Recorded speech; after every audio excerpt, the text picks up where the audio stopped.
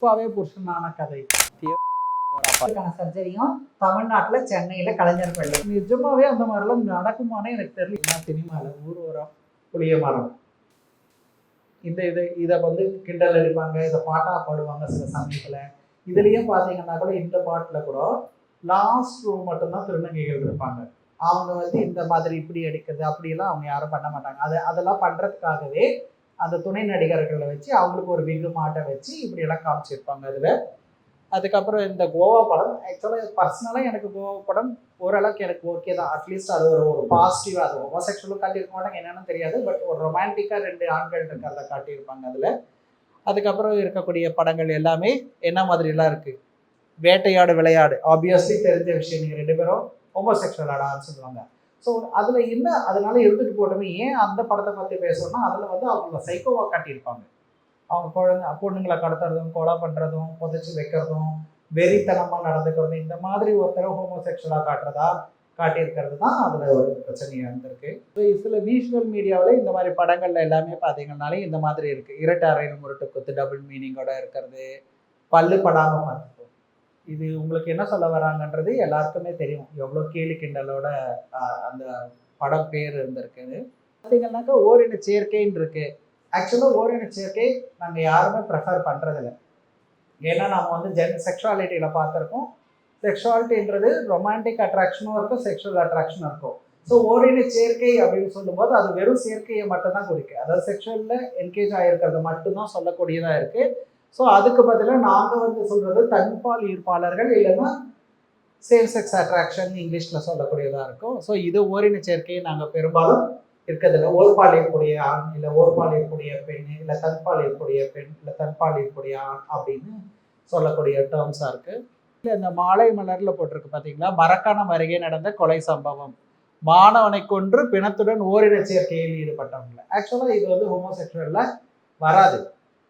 இவங்களுக்கு தேவை இந்த மாதிரி இருக்கிற, இவங்க ஆக்சுவலி சைக்கலாஜிக்கலாக அவங்களுக்கு இஷ்யூ இருக்கும். அவங்களுக்கு இருக்கிறவங்களுக்கு அவங்க செக்ஸ் வச்சுக்கிறதுக்கு ஒரு பாடி தான் தேவை.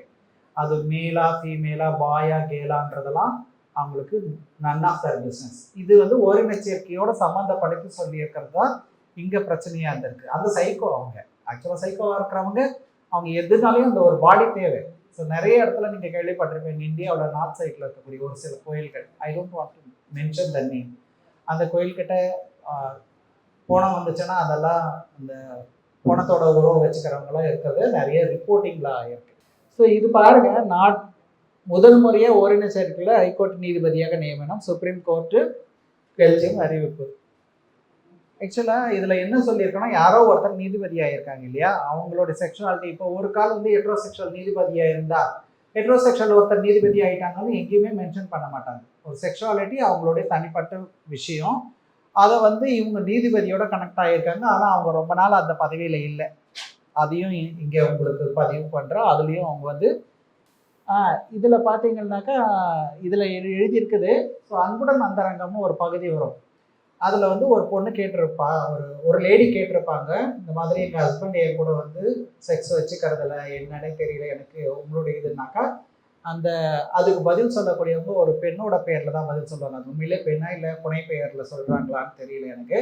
அதில் என்ன சொல்லியிருப்பாங்கன்னா, உங்கள் புருஷன் வீட்டுக்கு வரும்போது நீங்கள் நல்லா தலையெல்லாம் சீவி பூ பொட்டெல்லாம் வச்சுட்டு குளிச்சுட்டு நீங்கள் ரொம்ப கிளாமராக இருந்தால் அவர் உங்கள் மேலே அட்ராக்ஷன் ஆகி வந்துடுவாங்க அப்படின்லாம் சொல்லுவாங்க. ஸோ பிரச்சனை யார் மேலேன்றாங்க, திருப்பியும் ஒரு பெண்ணு மேலே தான் அந்த பிரச்சனையை திருப்பி விட்டுருக்காங்க. ஆக்சுவலாக செக்ஸ் வச்சுக்கல அப்படின்றது அவருக்கு எந்த அட்வைஸும் இல்லை. ஆனால் கேட்டவங்களுக்கு அந்த பெண்ணுக்கு தான் அட்வைஸ் கொடுத்துருப்பாங்க, உங்ககிட்ட தான் பிரச்சனை இருக்குது, உங்கள் கணவனுக்கு கைக்குள்ள வச்சுக்க தெரியல அப்படின்ற மாதிரி, இன்னும் கொஞ்சம் கிளாமராக இருங்க அப்படின்ற மாதிரி அட்வைஸ்லாம் கொடுத்துருப்பாங்க. ஸோ ஆக்சுவலாக அவரோட செக்ஷுவாலிட்டி என்ன அப்படின்றதும் தெரியும். ஸோ இந்த மாதிரி நிறைய இன்சிடென்ட் பார்த்தீங்கன்னாக்கா இந்த மாதிரி ஒரு பர்ஸ்பெக்டிவில், சிஸ் எட்ரோ பர்ஸ்பெக்டிவில் இருந்திருக்கும். என்ன சிம்ரன் இதெல்லாம் புஷ்பாவே புருஷனான கதை. ஆக்சுவலாக இது ஒரு டிரான்ஸ்மேன். அவங்க டிரான்ஸ்மேன் ஐடென்டிட்டி தெரிஞ்சு தான் இருக்கும்.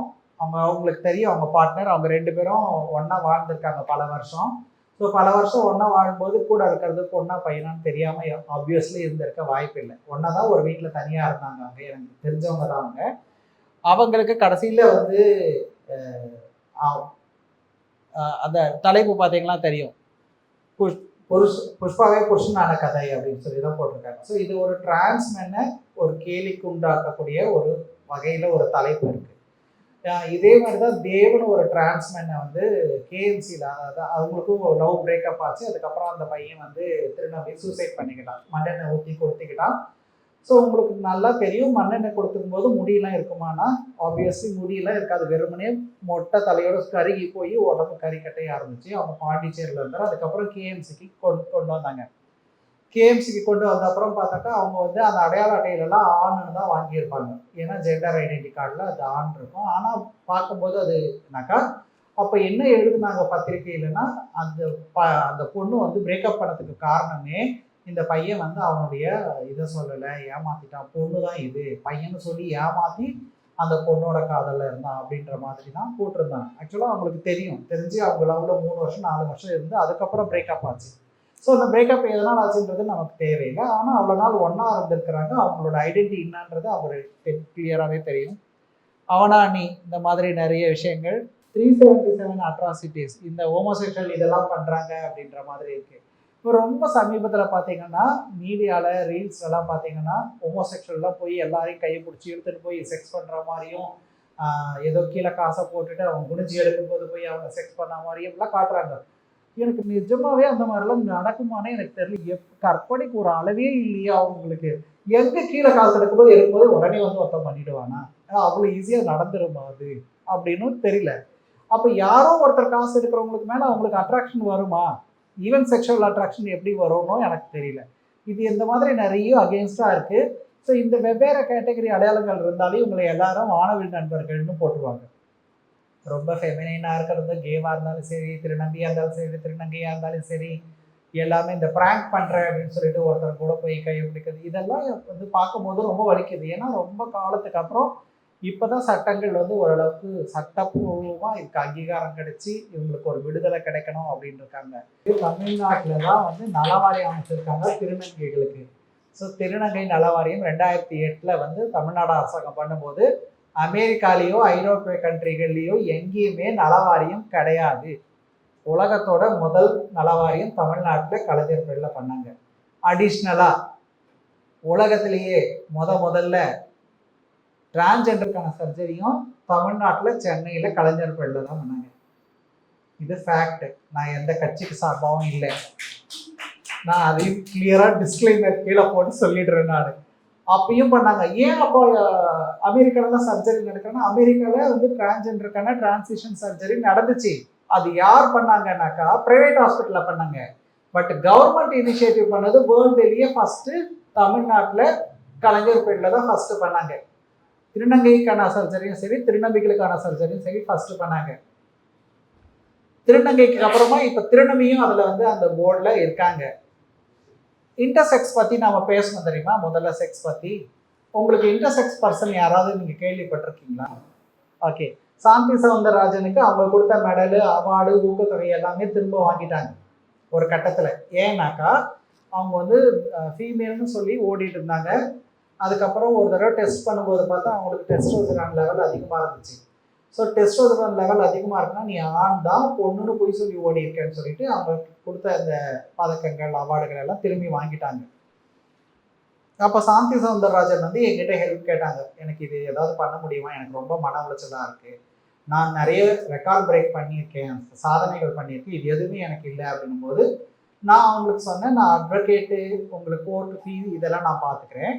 ஆனால் நீங்கள் வந்து உங்களுக்கு பார்த்துக்கிறதுக்கான வேலை வாய்ப்பை தேடிக்கின்னு நீங்கள் வேலையில் எங்கேயாவது இருங்க அப்படின்னு சொன்னால் அவங்களும் ஓகே சொல்லிவிட்டு சென்னை ஹைகோர்ட்டில் ஒரு ஃபேமஸான ஹியூமன் ரைட்ஸ் அட்வொகேட் மூலயமா நாங்கள் கேஸ் ஃபைல் பண்ணுறதுக்கு ரெடி ஆகிக்கிறோம். அதுக்கு முன்னாடி சில டாக்குமெண்டேஷன்ஸ் எல்லாம் இருக்குல்ல, அதெல்லாம் ப்ரிப்பரேஷன் நடந்துட்டு இருக்கும்போது கலைஞர் வந்து அவங்களுக்கு கொடுத்த ஊக்கத்தொகையை தமிழ்நாடு அரசாங்கம் தொடர்ந்து கொடுக்குன்னு சொல்லிட்டாங்க. அவங்க புதுக்கோட்டை மாவட்டம். அப்போது கலைஞர் வந்து திருப்பி கொடுத்தாரு. அப்போ வந்து ஒரு நிருபர் போய் கேள்வி கேட்டார். ஒரு பொண்ணு பையன்னு சொல்லி ஏமாற்றி ஓடி இருக்குது, அந்த பதக்கத்தை நீங்கள் திருப்பி கொடுத்துருக்கீங்க, இது நியாயமானு கேட்டாங்க. கலைஞர் என்ன சொன்னாருன்னா, நான் வந்து ஆணா பெண்ணாலாம் நான் பார்க்கல, அந்த ஓடின காலுக்காக தான் நான் அந்த கதையை, அந்த ஊக்கத்தொகையும் அந்த அவார்டையும் காலுக்காக தான் கொடுத்துருக்கேன். அவங்க ஆணா பொண்ணான்னு எனக்கு கவலை இல்லைன்னு சொன்னாங்க. உண்மையிலேயே அவங்க யாருன்னா இன்டர்செக்ஸ். ஸோ இன்டர்செக்ஸ்ன்ற வார்த்தையே அப்போ கலைஞருக்கு தெரிஞ்சிருக்குமானா தெரிஞ்சிருக்க வாய்ப்பில்லை, அவங்களுக்கு தெரியாது. அதே போல் நார்த் இந்தியாவில் பிங்கின்னு ஒருத்தவங்க இருந்தாங்க, அவங்க இன்டர்செக்ஸ், அவங்களுக்கும் அதை பற்றின புரிதல் இல்லை, அவங்களும் ஏமாத்துறேன்னு சொல்கிறாங்க. ஸோ இந்த மாதிரி நிறைய பேர் இன்டர்செக்ஸ் கூட இருக்கிறவங்க இல்லை டிரான்ஸ்ஜெண்டராக இருக்கிறவங்களுக்கு இந்த இஷ்யூலாம் நிறையவே இருந்திருக்கு. அவங்களுடைய பாடியில் அது நேச்சுரலாக நடக்கிற ஒரு விஷயம், அதை அப்படி நடக்கிறதில்ல. ஸோ டிரான்ஸ்ஜெண்டர்ஸாக இருக்கிறவங்கள இப்போது தமிழ்நாட்டில் ஒருத்தர் இன்ஸ்பெக்டர் ஆனாங்களே, யாருக்காவது தெரியுமா பேர்? திருநங்கை, முதல் திருநங்கை யாரு?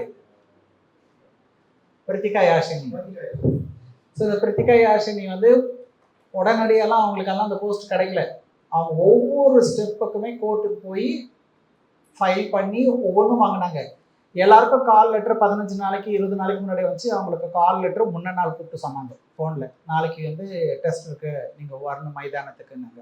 அவங்க அன்னைக்கு இருந்தாங்க சென்னையில், அதனால போனாங்க. அதுக்கப்புறம் என்ன பண்ணிட்டாங்க, எல்லாரும் ஓடி முடிச்சோடனே அவங்க இத்தனை செகண்ட் இவ்வளோ டிஸ்டன்ஸை கவர் பண்ண எல்லாருக்கும் டிக்ளேர் பண்ணால் அவங்களுக்கு டிக்ளேர் பண்ணல. திருப்பி கோர்ட்டுக்கு போய் என்னோடது எவ்வளோ ஓடனே என்னோட அந்த ஸ்பீட் ரேட்டில் எனக்கு சொல்லவே இல்லை, நான் தகுதியாக இல்லையான்னு சொல்லலை எனக்கு, நீங்கள் அப்புறம் பார்க்குறவங்களேன்னு சொல்லிட்டாங்க. நாங்கள் அப்போவும் கோர்ட்டு தலையிட்டு திருப்பி அவங்களுக்கு அவங்க என்ன ஓடினாங்களோ அவங்களுக்கு அதை ப்ரொசீஜர் பண்ணாங்க. இந்த மாதிரி 3 தடவை கோர்ட்டுக்கு போனாங்க. 3ஆவது தடவை கோர்ட் வந்து வார்ன் பண்ணி அனுப்பிச்சிது. திருப்பியும் இவங்க வந்தாங்கன்னா போனால் அவங்க அதை போலீஸில் சேர்ந்தாங்க. ஸோ